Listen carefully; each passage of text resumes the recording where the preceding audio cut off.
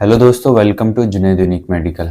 दोस्तों, कुछ लोग डायरिया को छोटी सी प्रॉब्लम समझ के इग्नोर करने लगते हैं, लेकिन पता है इस डायरिया में 24 घंटे के अंदर बॉडी से इतना पानी कम हो जाता है कि हॉस्पिटल तक जाना मुश्किल पड़ जाता है। इतना टाइम नहीं बचता है। आज बात करेंगे डायरिया के बारे में, यानी दस्त या फिर वाटरी डायरिया, बहुत नामों से इसको जानते हैं। ये क्यों होता है, कैसे होता है और इसके 5 ऐसे वार्निंग साइन जिनको जानना बहुत ज़रूरी है। अगर उनको इग्नोर किया जाए तो बहुत ज़्यादा मुश्किल हो सकती है। वीडियो को एंड तक देखना जिससे पूरी जानकारी मिल सके। वीडियो शुरू करते हैं। दोस्तों, सबसे पहले समझते हैं कि डायरिया असल में क्या होता है। डायरिया यानी दस्त, इसमें इंसान को पानी के जैसे दस्त आते हैं जिसको लूज स्टूल या फिर वाटरी स्टूल बोलते हैं। इस नाम को कुछ लोग सुन के घिन करने लगते हैं, यानी उनको अजीब फील होता है कि ओ इसको डायरिया हो गया, ऐसा भी लगते हैं, लेकिन लोग कहते नहीं है ऐसा होता है। और जब ये मरीज को हो जाता है, इसका कारण नहीं पता हो तो और भी ज़्यादा टेंशन होती है कि पता नहीं कब ठीक होगा, कितनी प्रॉब्लम होगी, क्या करना पड़ेगा। दोस्तों, डायरिया जो है ज़्यादातर कुछ ही दिनों में खुद ठीक हो जाता है आमतौर पर, लेकिन कई बार क्या ये बार बार होता है और ज़्यादा मात्रा में होता है, तो उस टाइम एक बड़ी प्रॉब्लम का सिग्नल हो सकता है। यहाँ पर डायरिया एक तरीके का नहीं होता है, इसके 3 टाइप होते हैं। एक तो होता है एक्यूट, इसमें 1 या 2-3 दिन तक दस्त रहते हैं, दिन में 2-3 बार वॉशरूम जाना पड़ सकता है, कई बार ज़्यादा भी। दूसरा परसिस्टेंट डायरिया, यानी इसमें क्या है बार बार होते हैं, 2 हफ्ते 3 या फिर 4 हफ्ते तक रहता है। तीसरा क्रोनिक डायरिया, इसमें पुराने समय तक रहता है, 2-3-4 हफ्ते से ज़्यादा, और कई बार लंबे समय तक रहता है। ठीक होगा फिर आ जाएगा, ठीक होगा फिर आ जाएगा, इस तरीके से। इसके जो कारण हैं बहुत सारे हैं, लेकिन यहाँ पर वायरस और बैक्टीरियल इन्फेक्शन कॉमन है, इनकी वजह से ज़्यादातर होता है। वायरस में नोरो वायरस आता है जो कि आंतों पे ही अटैक करता है ज़्यादातर।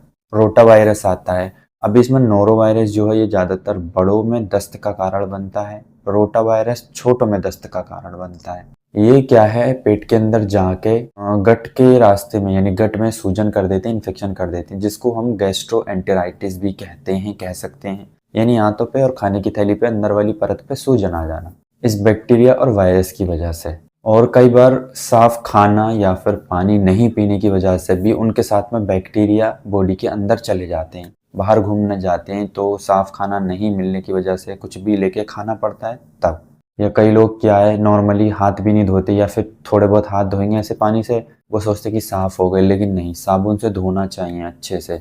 और जैसे कि कुछ लोगों को दूध भी नहीं पचता है क्योंकि उसमें लैक्टोस होता है, उनकी पाचन क्रिया उसको नहीं पचा पाती है, उसकी वजह से भी हो जाता है। और फ्रक्टोज ये भी मीठा होता है जो कि कुछ पैकेट वाले खानों में होता है, नहीं तो ये भी नहीं पचा पाता है। कुछ लोगों का डाइजेस्टिव सिस्टम तब भी प्रॉब्लम होती है, यानी तब भी दस्त हो सकते हैं। इतना कैपेबल नहीं होता है डाइजेस्टिव सिस्टम उनका जो पचा सके लैक्टोज और फ्रक्टोज को। और कई बार एंटीबायोटिक के साइड इफेक्ट से भी होता है लंबे समय तक यूज करने से, जिस वजह से सिस्टम कमजोर हो जाता है, दस्त हो जाते हैं। बाकी कुछ कैंसर की मेडिसिन है, क्योंकि बहुत हैवी होती है, इनसे भी हो जाता है। और कुछ बॉडी के अंदर बीमारियां हैं जैसे क्रॉन्स डिसीज, अल्सरेटिव कोलाइटिस और आईबीएस यानी इंटेस्टाइनल बोवेल सिंड्रोम। और कुछ सर्जरी के बाद भी दस्त की ज़्यादा प्रॉब्लम रहती है, जैसे कि किस पित्ते का ऑपरेशन हो जाता है, निकाल देते हैं, उसके बाद दस्त हो सकते हैं। या फिर खाने की थैली और आंत का एक आध पार्ट ट्यूमर या फिर कैंसर की वजह से काट के निकालना पड़ता है, तब भी दस्त की परेशानी बढ़ जाती है। जब ये किसी को होता है तो कुछ लक्षण भी दिखाई देते हैं जिनकी वजह से ही पहचाना जा सकता है। जैसे सबसे पहला तो क्या है, इसमें बार बार वॉशरूम जाना, पतले दस्त आना। ठीक है, ये जो लक्षण है कॉमन है। पेट में दर्द होता है बहुत ज़्यादा और लगता है कि मरोड़ किसी ने आंतें पकड़ लिए हैं ऐसे करके। उल्टी आती है, उल्टी जैसा मन लगता है। कई बार सर में दर्द भी होता है, उल्टी करता है मरीज, ऊपर से कुछ पीता नहीं है, नीचे से बस निकलता ही है, पानी शरीर का निकलता है, तो डिहाइड्रेशन हो जाता है, पानी की कमी बहुत ज़्यादा। ये बहुत बड़ा सिग्नल है, साइन सिम्टम है इसका। और इसी की वजह से मरीज को बहुत ज़्यादा प्यास लगती है, लेकिन वो पी नहीं पाता है। शरीर की त्वचा सूख जाती है, जीभ सूखने लगती है, आंखें गड्ढों में चली जाती हैं। यहाँ पर डिहाइड्रेशन भी बहुत बड़ा सिग्नल है और ज़्यादातर इसी की वजह से परेशानी बहुत खतरनाक हो सकती है। दोस्तों, ट्रीटमेंट से पहले मैं एक बात बता दूं, शुरुआत में जो दस्त होते हैं वो 24 घंटे में 2 से 3 लूज स्टूल के एपिसोड पड़ सकते हैं। लेकिन ये हर केस में ज़रूरी नहीं है कि 2-3 ही पढ़ें, 24 घंटे में 4 भी 5 भी पढ़ सकते हैं और डिपेंड करता है कि कितनी मात्रा में वॉशरूम आ रहा है एक बार में। तो उसके ऊपर इसकी सीवियरिटी यानी कि कितना खतरनाक हो सकता है उस पर डिपेंड करता है। इसके इलाज के लिए दोस्तों देखो हर केस में एकदम दवाइयों की और एंटीबायोटिक की ज़रूरत नहीं पड़ती है। ज़्यादातर ये खुद ही ठीक हो जाता है। लेकिन कुछ केस में दवाइयों का देना ज़रूरी होता है और पड़ता है, उसमें भी ज़्यादा हैवी नहीं।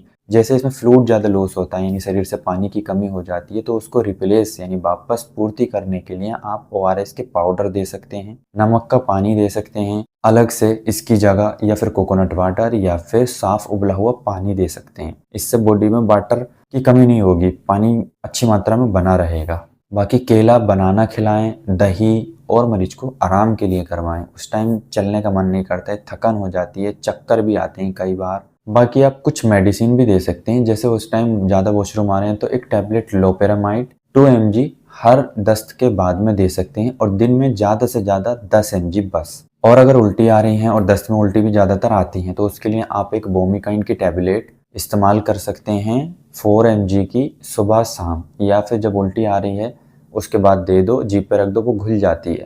ठीक है, अगर ओरली खा सकता है तो, नहीं तो इंजेक्शन भी लग सकता है इसका। बुखार अगर है उस टाइम हल्का फुल्का बुखार है तब एक पैरासीटामोल की टैबलेट 500 mg की या 250 mg की सुबह शाम।